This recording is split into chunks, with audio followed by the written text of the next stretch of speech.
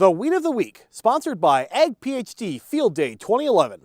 Check out this year's Ag PhD field trials in corn, soybeans, and wheat with Darren and Brian Hefty. Attend sessions on drainage law, tile design, and estate planning.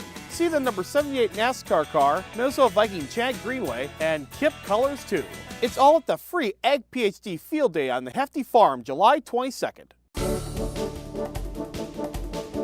I recently surveyed a number of agronomists in the Midwest, asking them what's the worst weed problem that you've got that you're dealing with right now, and I was surprised at the answer. It was giant ragweed. That's our Weed of the Week this week, and unfortunately giant ragweed in most areas is now Roundup resistant. I'm not surprised at all, Brian. It's getting to be a big problem, and the tough thing about giant ragweed is there aren't that many products that are great on it, especially when you look at something like soybeans. Now, FirstRate does a nice job at the full rate, and Flexstar is a good helper, and if you mix the two together, you can control a 6-inch tall giant ragweed. Okay. The problem is, giant ragweed grows fast and guys get out there too late. Okay, well, what are you going to do pre-emerge though to stop it? Well, Authority First is good, but you really only want one shot of that FirstRate out there. So I would do something like a Sencor Valor combination as a pre, then come back with your FirstRate Flexstar post. All right, let's turn to corn. Pre-emerge, what would you do in corn?